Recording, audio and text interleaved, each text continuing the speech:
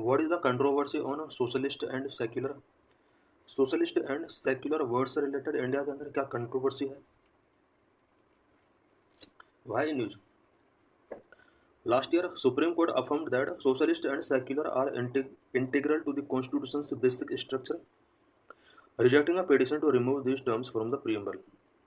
Last year Supreme court ने कहा कि socialist and secular word constitution के बेसिक स्ट्रक्चर का एक इंटीग्रल पार्ट है और सुप्रीम कोर्ट ने प्रियम्बल से इन वर्ड्स को रिमूव करने से रिलेटेड पिटिशन को रिजेक्ट किया था। The Supreme court upheld the 42nd Amendment 1976, which introduced the term socialist and secular, saying that these terms hold specific significance in the Indian context, distinct from their Western interpretations. Supreme court ने 42nd amendment 1976 को upheld करके रखा and socialist and secular term का जो इस amendment के through introduction किया गया था उसको भी इंटीग्रल पार्ट बताया। साथ ही सुप्रीम कोर्ट ने कहा कि इंडियन कॉन्टेक्स्ट में इन दोनों वर्ड्स का वेस्टर्न इंटरप्रिटेशन के कंपेयर में काफ़ी स्पेसिफिक सिग्निफिकेंस है इंडिया के लिए इन दोनों वर्ड्स का। What argument were presented for removal of terms socialist and secular? Socialist and secular word के रिमूवल से रिलेटेड क्या क्या आर्गूमेंट गिवन किए जाते हैं? Number 1, rejection by constituent assembly. Professor K D Shah proposed to include secular and socialist in the preamble on 15th November 1948, but the assembly rejected the proposal. Constituent assembly का इस proposal से related हमेशा इसको deny रहा है। It means constituent assembly ने इन दोनों words का हमेशा ओपोज किया और कॉन्स्टिट्यूशन में इन्हें इंक्लूड ना करने के लिए उन्होंने अपना स्टैंड रखा। But professor K D Shah ने 15 नवंबर 1948 को सेक्युलर एंड सोशलिस्ट वर्ड को प्रियम्बल में इंक्लूड करने के लिए प्रपोज किया था। Emergency insertion. The word socialist and secular were added to the preamble through the 42nd Constitutional Amendment in 1976 during the emergency time. Emergency time में 1976 में 42nd constitutional amendment किया जाता है। इस अमेंडमेंट के under he socialist and secular word preamble के अंदर add किए गए। Original intent. Petitioner argued that the Constituent Assembly, which drafted the Constitution, did not include these words, means they were not part of the original vision of the India. Petitioner का ये भी argument होता है कि constituent assembly जिसने constitution draft किया था उस टाइम इन वर्ड्स को कॉन्स्टिट्यूशन के अंदर इंक्लूड नहीं किया गया था। इसका मीनिंग ये हुआ कि इंडिया के ओरिजिनल वर्जन का ये कभी पार्ट नहीं रहे। Retrospective effect. The amendment was given retrospective effect applying from November 26, 1948, which petitioner view as a fraud on the constitution. Because इन दोनों वर्ड का जो इफेक्ट गिवन किया गया है यानी जो अप्लाई किया गया वो नवंबर 26, 1949 से स्टार्ट किया गया, जबकि 1976 में इन दोनों वर्ड को कॉन्स्टिट्यूशन के अंदर इंट्रोड्यूस किया गया।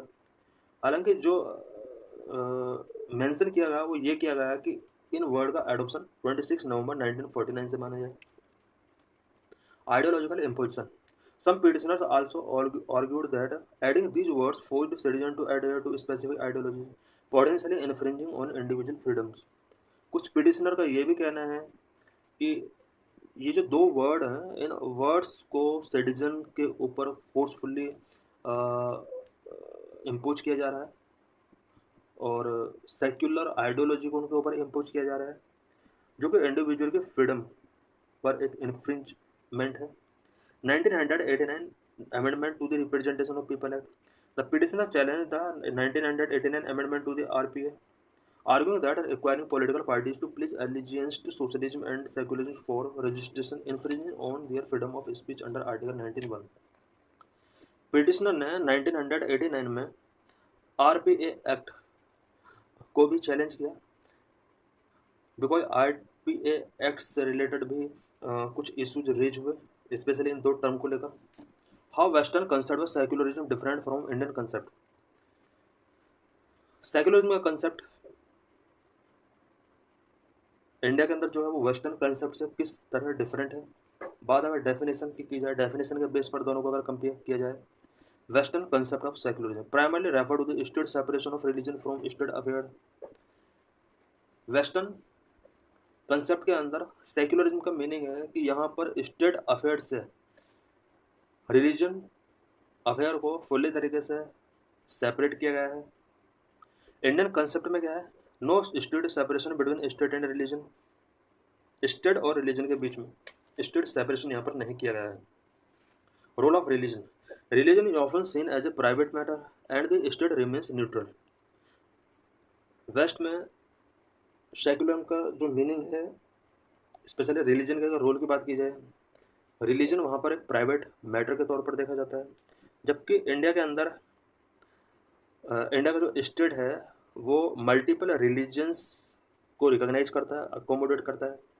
Government obligations, the government has no obligation to endorse और सपोर्ट एनी रिलीजन। वेस्ट में रिलीजन को सपोर्ट करने के लिए गवर्नमेंट ऑब्लिगे नहीं है। इंडिया के अंदर स्टेट ऑल रिलीजन्स को इक्वली ट्रीट करता है। और भी यहाँ पर हम देख सकते हैं वेरियस पॉइंट्स के बेस पर दोनों के बीच में डिफरेंट किया गया है। हाँ, western concept of socialism is different from Indian context. Indian concept से वेस्टर्न कंसेप्ट स्पेशली सोशलिज्म को लेकर किस तरह डिफरेंट है, हम यहाँ पर देख सकते हैं। एडवोकेट फॉर कलेक्टिव और government ownership of the means of production to achieve economic equality, Indian concept भी यहाँ पर दिया हुआ है। हम देख सकते हैं कि वेरियस एस्पेक्ट के बेस पर दोनों के बीच में डिफरेंस है।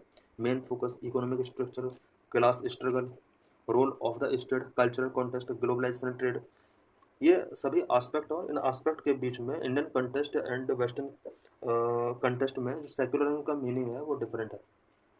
What is the role of Indian judiciary in shaping secularism, secularism को शेपिंग करने में इंडियन जुडिशरी का क्या रोल रहा है। Sardar Taheruddin Syed Sahib case 1962, in this case supreme court asserted that Article 25 and 26 of the Constitution highlight the secular nature of Indian democracy। इस case के अंदर सुप्रीम कोर्ट ने कहा कि कॉन्स्टिट्यूशन का आर्टिकल 25 एंड 26 इंडियन डेमोक्रेसी के सेक्युलर नेचर को हाईलाइट करता है। Kesavananda Bharati case 1973, Supreme Court held that secularism was a part of the basic structure of constitution. The basic structure doctrine posits that certain core element of the Indian constitution have intrinsic value and can not be altered और removed. 1973 के इस केस में supreme court ने कहा कि secularism constitution के basic structure का पार्ट है और इसको अल्टर या रिमूव नहीं किया जा सकता। SR Bommai case 1994, the court stated that secularism signify equal treatment of all religions and fundamental rights protected under article 25-28। 1994 के इस केस में सुप्रीम कोर्ट ने कहा कि सेक्युलरिज्म ऑल रिलीजन्स का इक्वल ट्रीटमेंट है, जिन्हें आर्टिकल 25 एंड 28 के अंदर प्रोटेक्ट किया गया है। What is the role of Indian judiciary in shaping socialism, socialism को सेव करने में इंडियन जुडिशरी का क्या रोल रहा है। नंबर 1, केशवानंद भारती केस 1973 का एक केस है। Supreme court ruled that socialism is a fundamental aspect of the constitution's basic structure promoting social justice and equality. इस केस में सुप्रीम कोर्ट ने कहा कि सोशलिज्म कॉन्स्टिट्यूशन के बेसिक स्ट्रक्चर का पार्ट है जो कि सोशल जस्टिस एंड इक्वलिटी को प्रमोट करता है। Next, state of Karnataka versus Shri Ranganatha Reddy case 1977, court emphasized that socialism must focus on good social good, arguing that nationalization or acquisition should aim for the common good and equitable wealth distribution। इस case के अंदर Supreme court ने कहा कि socialism को social good पर focus करना चाहिए, इक्विटेबल वेल्थ डिस्ट्रीब्यूशन पर इसको फोकस करना चाहिए। Maneka Gandhi case 1978, in this judgment supreme court emphasized that the right to life include the right to live with dignity, which is essential to the socialist principle of ensuring a fair quality of life for all citizens। इस केस में supreme court ने कहा कि right to life के अंदर right to live with dignity भी include है, और जो कि सोशलिस्ट प्रिंसिपल के लिए बहुत ही इंपॉर्टेंट है। Next, Minerva Mills case 1980, Supreme Court emphasized the need to harmonize fundamental rights with DPSP, stating that the DPSP should guide state policies to secure social and economic justice in line with socialist principle। Supreme court ने कहा कि India के अंदर fundamental right को DPSP के साथ harmonise करना चाहिए, और साथ ही DPSP को स्टेट पॉलिसीज़ के एक गाइड के तौर पर यूज करना चाहिए, so that social and economic justice को सिक्योर किया जा सके सोशलिस्ट प्रिंसिपल के साथ साथ। Sanjeev coke manufacturing company versus Bharat coking coal limited case 1982। The judgement framed nationalization as a necessary step for reorganizing the local coal industry and safeguarding resources vital for public welfare। इस case के अंदर Supreme court ने nationalisation को एक reorganisation के लिए एक necessary step था, स्पेशली कोल इंडस्ट्री के रीऑर्गेनाइजेशन के लिए यहाँ पर नेशनलाइजेशन को इसने मोटिवेट किया और नेशनलाइजेशन के प्रिंसिपल को यहाँ पर इसने रिकमेंड किया सो दैट पब्लिक वेलफेयर से रिलेटेड वर्क को किया जा सके। Conclusion, the Supreme Court affirmation of socialist and secular as integral to the constitution's basic structure reflect the judiciary's role in interpreting this concept in the Indian constitution. Supreme court ने constitution का basic part के तौर पर socialist and secular word को affirm किया है। ये कहीं ना कहीं शो करता है कि इंडियन कॉन्टेक्स्ट में इन कंसेप्ट को जुडिशरी के द्वारा काफ़ी इंटरप्रेट किया गया है।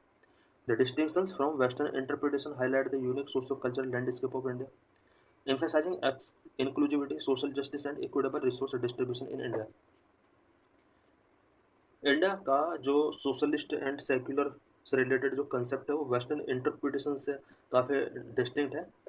ये कहीं ना कहीं इंडिया की यूनिक सोशल कल्चरल लैंडस्केप को शो करता है जो कि inclusivity, social justice and equitable resource